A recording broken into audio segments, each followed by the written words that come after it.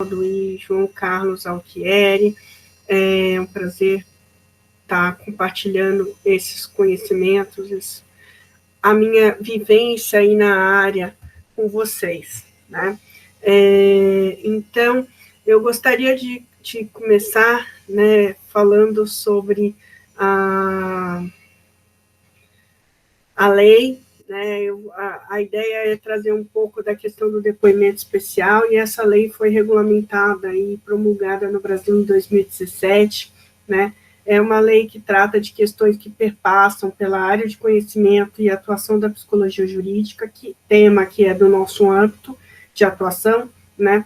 Então, visa normatizar e organizar o sistema de garantias de direito de crianças e adolescentes vítimas e testemunhas de violência, criar mecanismos para prevenir e coibir a violência nos termos do artigo 227 da Constituição Federativa da República do Brasil, né, da Convenção sobre os Direitos da Criança, do Protocolo Facultativo para a Convenção sobre os Direitos da Criança sobre a Venda de Crianças, Prostituição e Pornografia Infantil, e de outros tratados internacionais ratificados pela República Federativa do Brasil. Estabelece ainda medidas de assistência e proteção às crianças e adolescentes em situação de violência e dispõe sobre a criação de órgãos especializados em crimes contra a criança e o adolescente. O texto que gerou a lei adveio do projeto de lei 3792, de 2015, que contou com as contribuições aí de especialistas na área da infância e da juventude, dentre eles a Associação Brasileira de Psicologia Jurídica teve nessas discussões.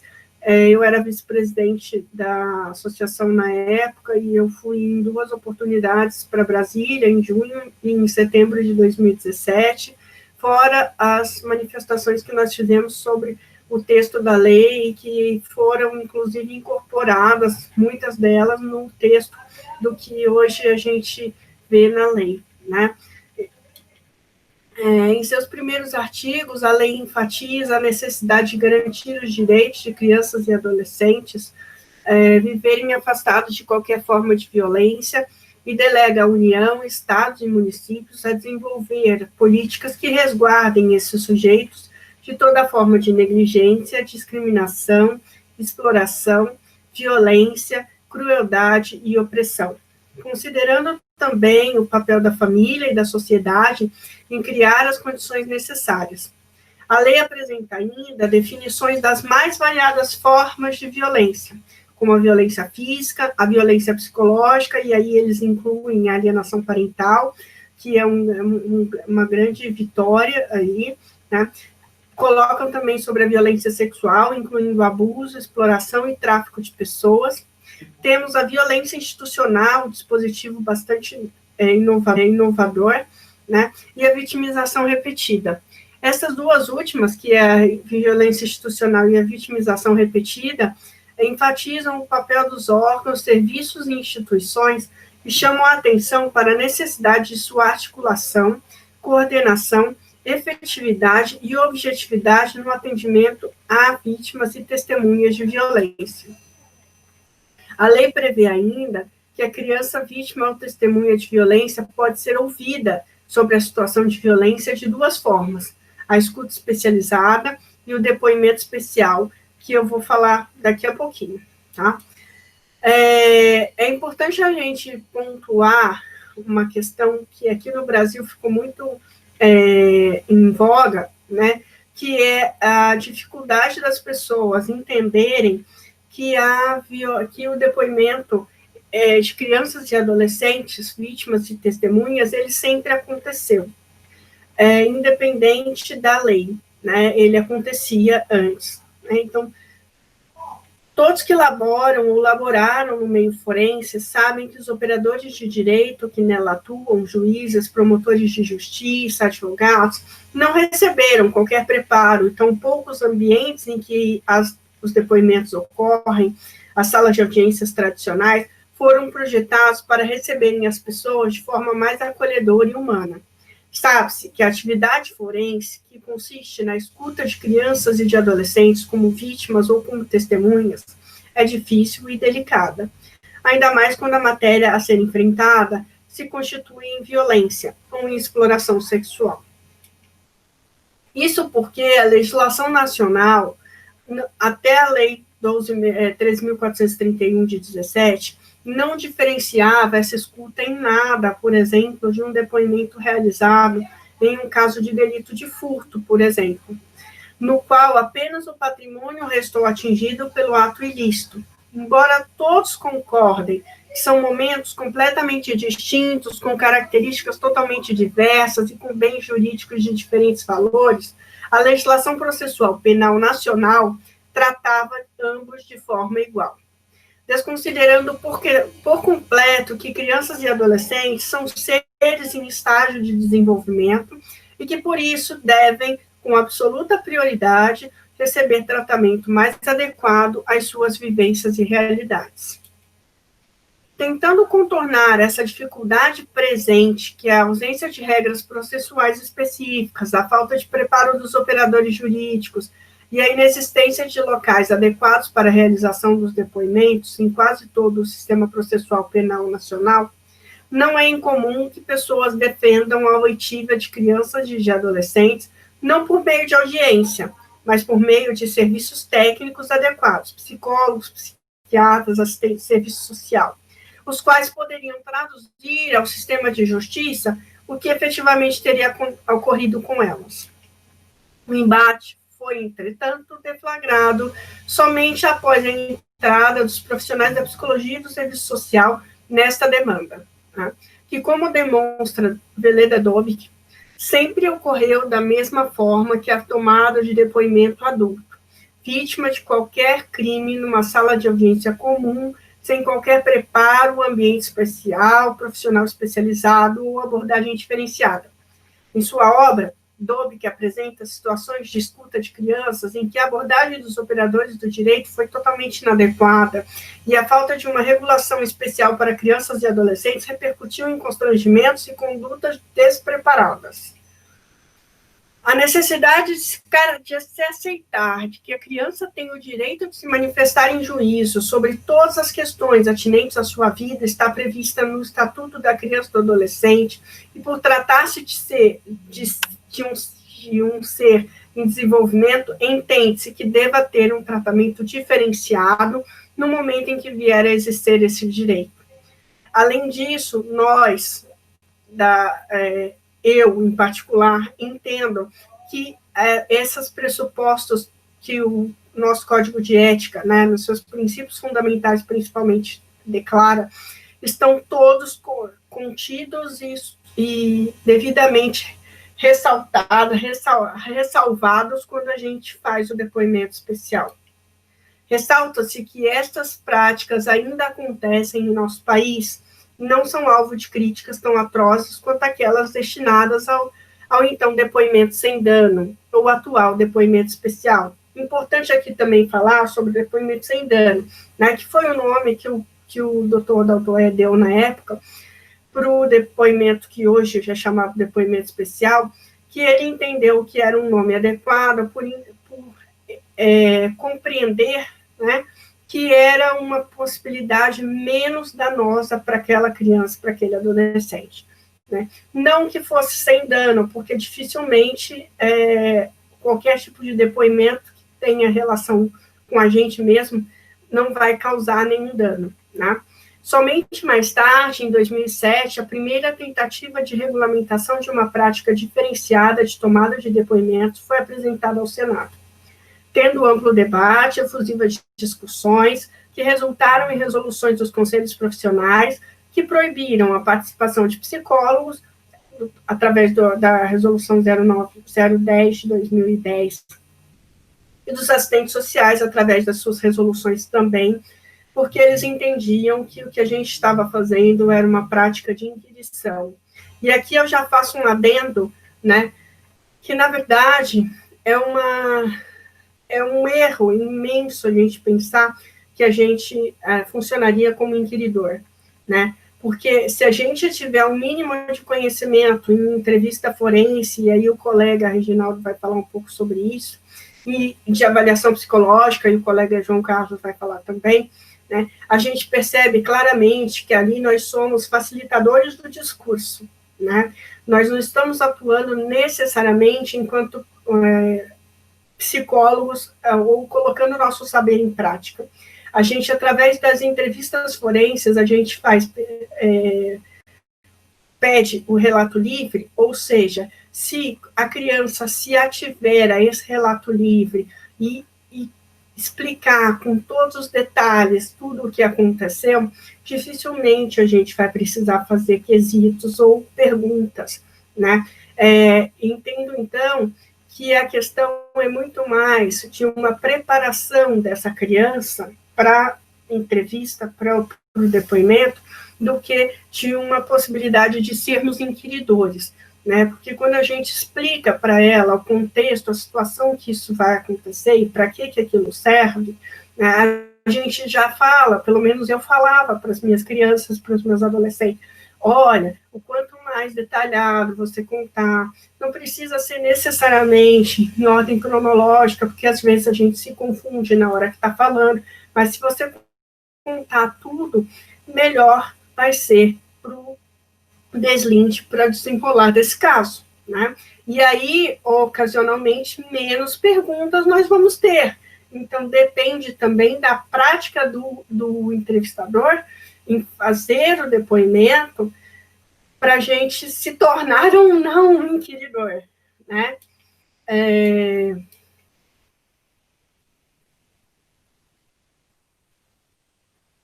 Entretanto, a atuação destes profissionais, né, os psicólogos e os assistentes sociais, foi alvo de uma ação civil pública e suspendeu os efeitos das resoluções de ambas as categorias, né? E em 2010 também nós tivemos a resolução 33 do Conselho Nacional de Justiça, que recomendou o depoimento especial na escuta de crianças e adolescentes vítimas de violência para os tribunais de todo o país. Segundo, ainda aí, trazendo um pouco para a nossa atuação, né, da psicologia, né, a Lei 4.119, que é a lei que regulamenta a profissão no Brasil, de 1962, em seu artigo 3º, parágrafo 2º, diz que é de competência do psicólogo colaboração em assuntos psicológicos ligados a outra ciência. Portanto, explica-se aí a ligação da psicologia com o direito, certo? E a lei, então, discorre em seus artigos subsequentes sobre as garantias e os direitos das crianças e adolescentes e sobre a integração da rede e os deveres de pessoas e instituições de comunicar o fato que vier a tomar conhecimento, realizar campanhas de conscientização, humanizar o atendimento às vítimas e não responsabilizá-las pela violência sofrida e adotar ações articuladas em todas as esferas, articulação regulamentada por diretrizes que serão propostas. A lei ainda prevê ações no âmbito da saúde, da assistência social, da segurança pública e da justiça. Ainda, e nesse contexto aí, a BPJ, na época, recomendou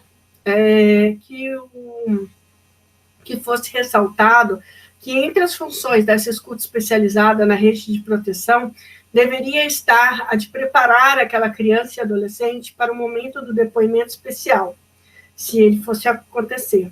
E é importantíssimo o papel dos técnicos da rede, principalmente para detectar falsas acusações oriundas de alienação parental. Entendemos que deveria ser previsto também algum tipo de comunicação entre os técnicos da rede de proteção e os técnicos do judiciário, né, para que um transmita para o outro os aspectos que tiver observado sobre as circunstâncias em que o depoimento será dado. Eu, na minha prática, eu sempre procurei, quando eu tinha notícia de que aquela criança ou aquele adolescente que eu estava atendendo tinha passado por escuta especializada, eu sempre procurava a profissional para conversar com ela sobre algum aspecto que ela pudesse ter percebido e para poder ter maiores detalhamentos sobre o caso. No contexto da segurança pública, a lei prevê a criação de delegacias especializadas no atendimento de crianças e adolescentes vítimas ou testemunhas de violência e prevê medidas de como deve ser feito esse atendimento. No tocante à justiça, deverão ser criados juizados e varas especializadas em crimes contra criança e adolescente e até a implementação destas, o julgamento e execução das causas decorrentes das práticas de violência deverá ficar preferencialmente a cargo das varas de violência doméstica. Então, a partir do artigo 7º, a lei aborda especificamente os procedimentos de escuta e tomada de depoimento especial da criança ou adolescente vítima ou testemunha. Então, a redação do artigo 7 diz que a escuta especializada será realizada em local apropriado e acolhedor, com mobiliário adequado e que garanta a privacidade da vítima ou testemunha de violência. Artigo 7º. A escuta especializada é o procedimento de entrevista sobre a situação de violência com criança ou adolescente perante órgão da rede de proteção, limitando o relato ao estritamente necessário para o cumprimento de sua finalidade. No artigo 8 está: depoimento especial é o procedimento de oitiva da criança ou adolescente vítima ou testemunha de violência perante a autoridade judicial ou autoridade policial ou judiciária. Isso é importante a gente pontuar, né, essa diferenciação. A escuta especializada, ela acontece antes da chegada do caso ao judiciário, como se fosse um procedimento de acolhimento e de tomada de providências mais efetivas e mais rápidas, né, até que esse caso chegue ao judiciário, para que possa acontecer o depoimento especial, que na maioria das vezes acontece dentro do Poder Judiciário, apesar de estar prevista, né, a questão da autoridade policial. Pelo que eu tenho notícia, normalmente acontece no Poder Judiciário, até porque as nossas delegacias não têm ainda todo o aparato necessário. Com a criação dos centros integrados, pode ser que isso venha a acontecer, né, porque nos centros integrados a gente teria a possibilidade de ter todos os órgãos ligados à infância e juventude no mesmo local. Isso facilitaria essa questão. A importância de um ambiente acolhedor e o resguardo de qualquer contato da vítima com o acusado são questões abordadas importantes. Assim como é abordado seu direito de conhecer todos os profissionais que atuam, acompanham seu depoimento e seu papel no atendimento. Então, é importante aqui ressaltar que, na minha prática com depoimento especial, o que acontecia? Quando a criança chegava no dia da audiência do depoimento especial, ela era questionada se ela gostaria de conhecer a sala de audiência, e normalmente as crianças querem conhecer a sala de audiência, né? Então, a gente levava a criança ou adolescente até a sala de audiência, o juiz a receberia, né? Nomeava e mostrava quem era que estava ali, então, promotor, o assistente de sala, os advogados, explicava novamente todo o procedimento que ia acontecer, mostrava onde ela ia aparecer, com a televisão e tal, e aí a criança voltava para a sala para poder acontecer o depoimento especial propriamente dito. Tá? Então, isso é normalmente o trâmite que acontece, né? A lei dá prioridade à produção antecipada de prova e diz que não será admitida a tomada de novo depoimento especial, salvo quando justificada a sua imprescindibilidade e houver a concordância da vítima ou de seu representante legal. Daí, no artigo 12, os procedimentos para a coleta de depoimento por equipe multidisciplinar são regulamentados, desde a preparação da criança, o cuidado para a elaboração de questões abertas, não sugestionáveis, que é a entrevista livre, né? O uso de metodologias reconhecidas pelo Conselho Nacional de Justiça, até a garantia ao profissional da possibilidade de simplificar as questões, não obrigando a reproduzir a questão deferida pelo juízo de forma literal. Ou seja, o profissional tem autonomia técnica para poder, se ele entender que aquela questão é revitimizante, ele poderá transformá-la ou até não fazê-la. A lei prevê ainda a garantia ao sigilo do depoimento da vítima, inclusive entendendo como crime a violação ao sigilo processual, quando dá permissão de pessoa estranha ao processo assistir ao depoimento sem autorização da vítima, ou quando da divulgação do depoimento em qualquer meio de comunicação. Por fim, prevê ainda a capacitação continuada para profissionais envolvidos no atendimento às crianças e adolescentes vítimas de violência.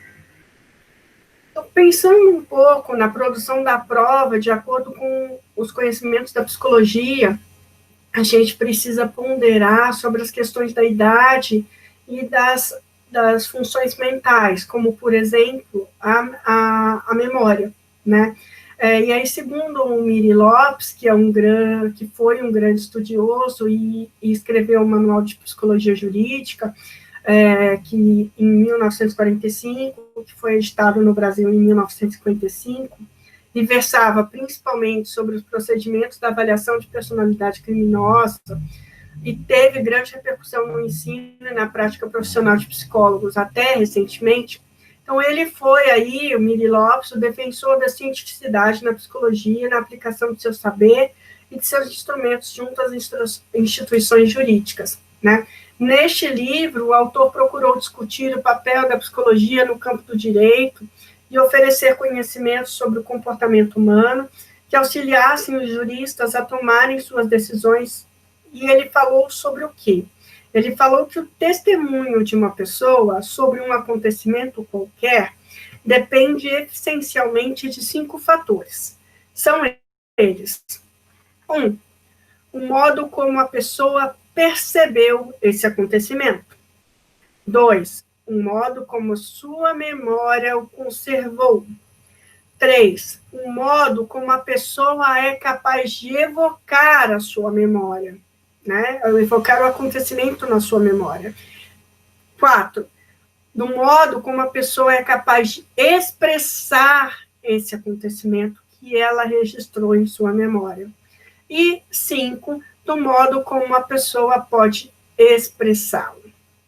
Então, o 4 é do modo como ela quer expressá-lo, e o 5 é do modo como ela pode expressá-lo, porque nem sempre o que a gente quer é o que a gente pode, né? Isso é muito importante na psicologia, né? E principalmente em assuntos relacionados à violência, que a gente sabe que tem diversas dificuldades, podendo gerar traumas, podendo gerar recalcamentos para os psicanalistas, né, podendo fazer com que a pessoa não consiga de jeito nenhum acessar aquela memória, e isso está explicado aí desde 1945 pelo Miri Lopes.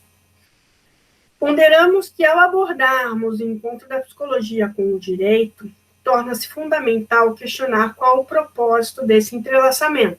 Podemos indagar quais seriam as atribuições da psicologia e como os psicólogos poderiam ser empregados, como os conhecimentos atuais da psicologia poderiam ser empregados nesse contexto. Essas são questões que devem ser formuladas pelo profissional ao iniciar a sua atuação na área, lembrando que a função da psicologia no âmbito jurídico seria auxiliar o direito a responder a determinadas questões que ultrapassam o seu campo de conhecimento. E nós, né, eu, como representante da BPJ nessa mesa, junto com os colegas que também são da BPJ, também fizeram parte desse grupo de trabalho, entendemos que o depoimento especial é uma dessas demandas, porque é uma demanda em que o profissional do direito não tem capacitação necessária para ter o acolhimento adequado, para atuar com aquela criança, com aquele adolescente. Quem é o profissional capacitado desde a sua entrada praticamente na faculdade a ter atuação e aprender sobre entrevista? Psicólogo, é o psicólogo, né? Então, eu sempre questionei, eu sempre briguei pela questão da gente não ter assumido isso como uma demanda nossa, né? Por quê? Entendo que nós somos os profissionais que somos formados desde o início da nossa faculdade para fazer entrevistas, né? Então, por que a gente não vai fazer uma entrevista forense? Né? Por que a gente vai abrir mão dessa possibilidade de atuação nessa área? Considerando aí, então, o que a gente falou, o histórico do depoimento de crianças e adolescentes no Brasil, conhecendo as ferrenhas críticas que a prática do depoimento especial tem enfrentado, avaliando também as práticas de escuta de crianças e adolescentes realizadas em outros países e culturas, analisando o conhecimento psicológico sobre memórias, falsas memórias, dinâmica da violência, consequências da violência, desenvolvimento humano, as funções cognitivas, bem como conhecimento sobre técnicas de avaliação psicológica e protocolos de entrevista, que serão melhor falados pelos colegas, ponderando sobre a possibilidade do cuidado que a psicologia pode oferecer a essas vítimas num contexto frio, como são os espaços dos fóruns e delegacias e os momentos de audiência. Entendemos como necessárias e fundamentais as estratégias que a gente aborda e que a lei aborda e que a gente concorda, né? Mas a gente também entende que existem algumas considerações que precisam ser feitas e que foram feitas pelo grupo de trabalho do depoimento especial nas orientações lançadas em julho, né? E que versam sobre alguns aspectos que a gente entendeu que não estavam devidamente explicitados na lei, que precisariam ser melhor referendados. Recomendamos, então, que o tempo e a autonomia do profissional sejam preservados para possibilitar seu olhar atento e cuidadoso a cada caso. A garantia da autonomia técnica é imprescindível, não somente no tocante à possibilidade da modificação da estrutura das questões solicitadas pelos operadores do direito, juiz, promotor, defensor e advogado, mas também em uma situação em que o profissional entenda que aquele questionamento solicitado poderá ser revitimizante para a criança, que este possa se isentar de fazê-lo, podendo justificar verbalmente ou através de relatório a sua postura e seus entendimentos sobre a situação tratada. É fundamental garantir também que os ambientes instrumentais tecnológicos sejam de fato adequados e acolhedores, além de preservarem a privacidade, podendo assim garantir que a vítima não irá encontrar com o seu agressor nos corredores do fórum. Segundo Pelissoli e Delalio, humanizar o sistema de justiça e transformar suas práticas a partir da ética do cuidado é algo que somente pode ser realizado na interface entre saberes, no diálogo constante e na sensibilização de todos os atores desse processo. Pessoas e instituições têm à sua frente a missão de superar os embates teóricos e técnicos relativos ao depoimento especial e dirigir investimentos na investigação e aperfeiçoamento desse método, já reconhecido internacionalmente e recomendado nacionalmente.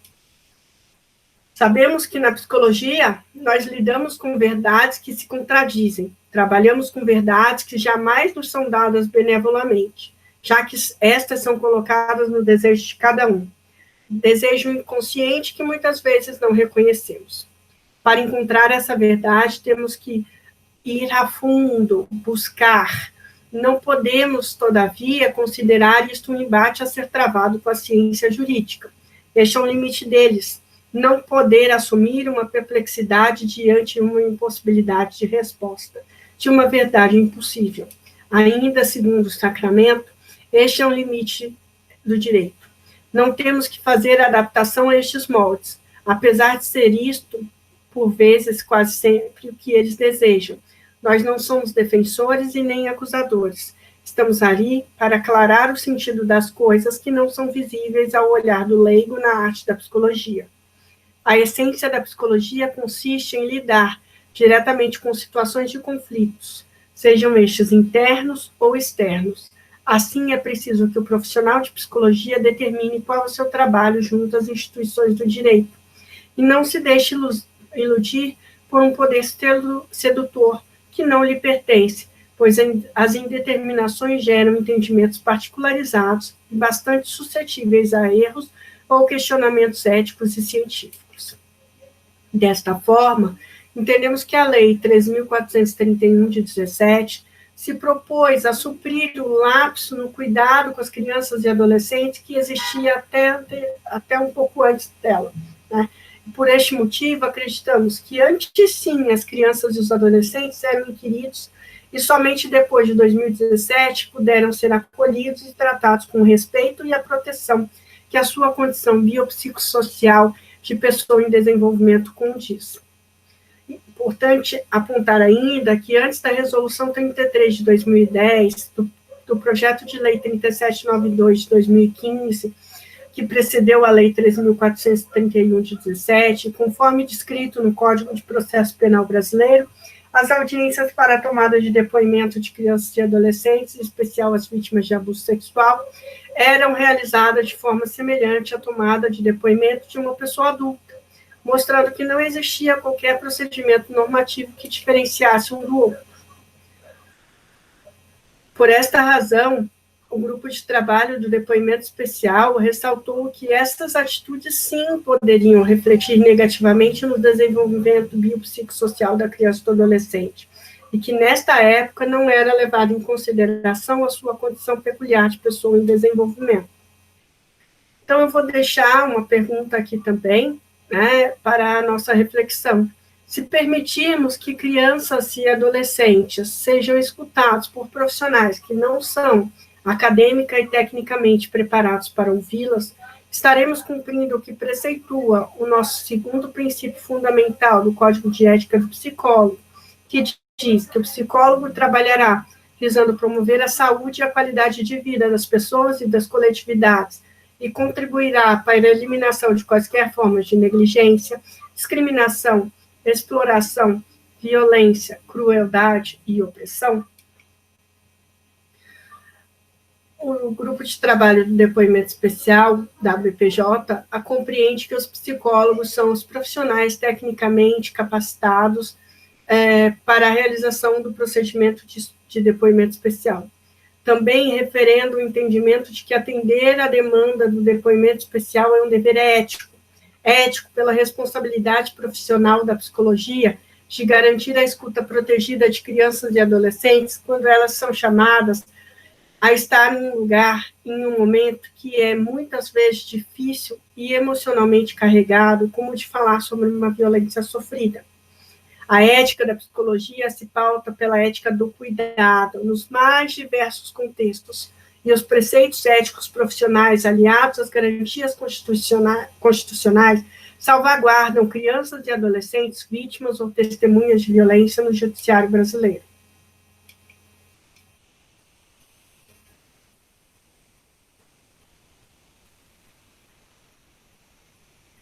Importante finalizar aí pontuando, né, que o depoimento especial representa a oportunidade de escuta oferecida à criança ou adolescente em instituição do sistema de justiça e caracteriza-se como uma forma de depoimento pessoal ou uma prova testemunhal, conforme a pessoa entrevistada seja vítima ou testemunha.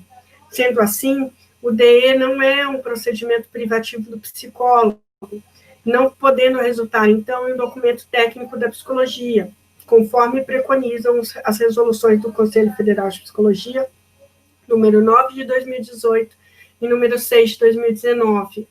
Também é importante pontuar a avaliação psicológica, a diferença entre a avaliação psicológica e o depoimento especial, que vão ser pontuadas pelo colega João Carlos Alchieri, né?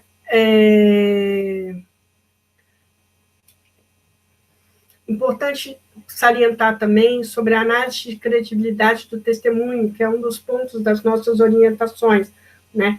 Que a gente entende que a análise de credibilidade do testemunho obtido no depoimento especial não deve ser indicada devido à ausência de consenso da literatura sobre quais são os melhores parâmetros constitutivos da veracidade do testemunho infanto-juvenil, bem como a falta de validação dos modelos internacionais para as amostras nacionais, e diante também da inexistência de tal procedimento na análise da narrativa de outras partes, normalmente adultas, dos processos judiciais.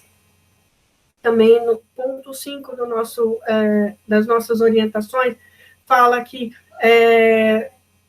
também está previsto na lei, né, os indicadores de grave conflito familiar ou com suspeita de alienação parental, o entrevistador deverá comunicar ao juiz demandante do depoimento especial a necessidade de uma complementação com avaliação psicológica mais ampla, conforme preconiza a Lei 12.318 de 2010, artigo 5º, inciso 1, sendo altamente recomendável que os profissionais sejam diferentes a ocupar as duas funções, ou seja, a função de entrevistador forense e a função de perito psicólogo.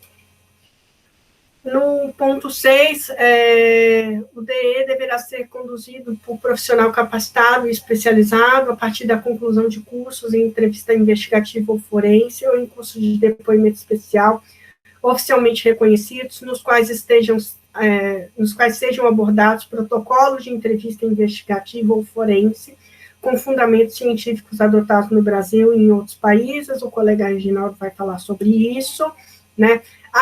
Essa capacitação e especialização mencionada no item anterior deverá ser continuada, integrando teoria e prática, e deve ser caracterizada pelo aperfeiçoamento progressivo, pela adoção de grupos de observação por estudos de revisão de entrevistas por pares, de entrevistadores e demais detalhamentos, que também o colega Reginaldo falará, né?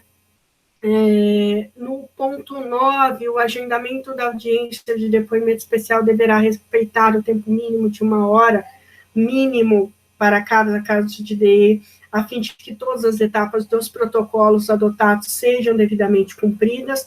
Recomenda-se também limitar a quantidade de entrevistas de depoimento especial para cada turno de trabalho, de maneira a evitar que o efeito da fadiga e do estresse do entrevistador interfiram na condução do procedimento.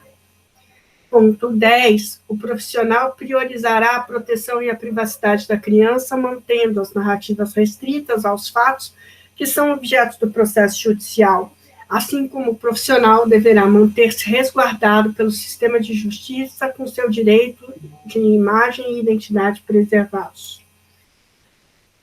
Ponto 11 é a prerrogativa profissional prevista no Decreto de Regulamentação da Presidência da República 9.603 de 2018, artigo 26, parágrafo 1º, a retificação ou a não realização dos questionamentos tecnicamente inadequados ou revitimizantes oriundos da sala de audiência, de forma a evitar sugestionabilidade ou qualquer forma de violação da integridade biopsicossocial do entrevistado.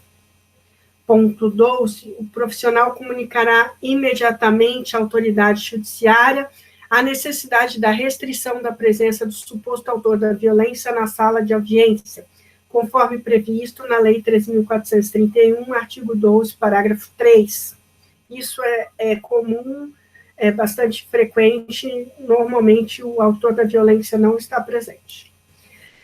Ponto 13, o profissional solicitará a interrupção ou a não realização do procedimento de depoimento especial no caso de evidência de risco à vida ou à integridade biopsicossocial de crianças ou adolescentes, ou de pessoas significativas, e indicará medidas de proteção ou cautelares necessárias, conforme previsto também na Lei 13.431, artigo 12, parágrafo 3, e também no Estatuto da Criança e do Adolescente.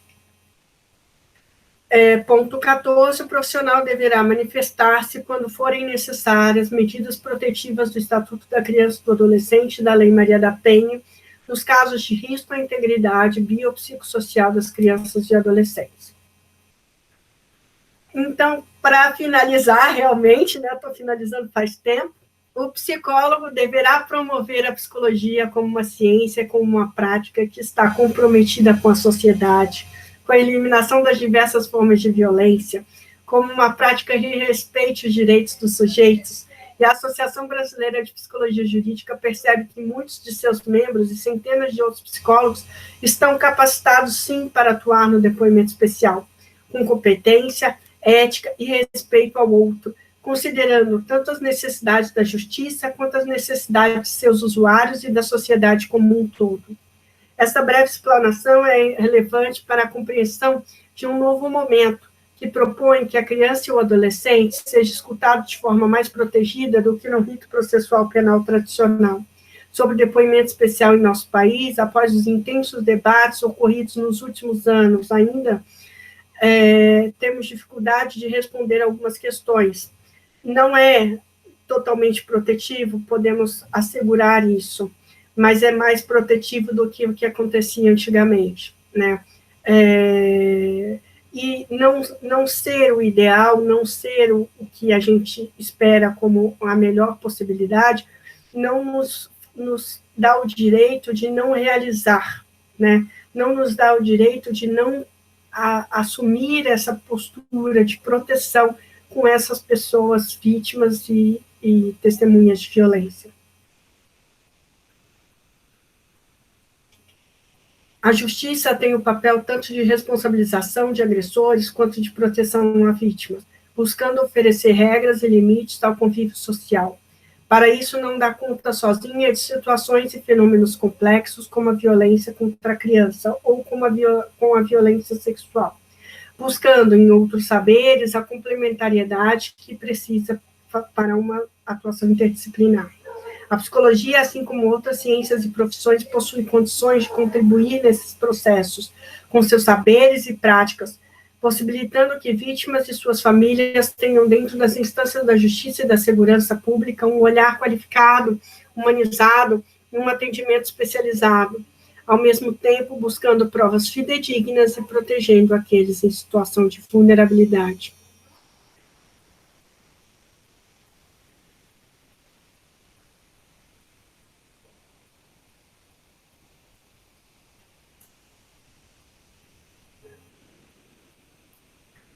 Então, para finalizar,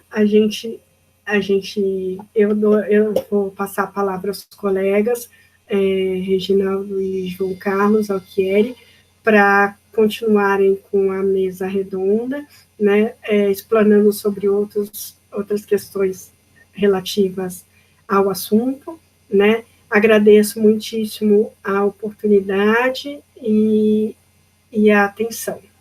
Obrigada.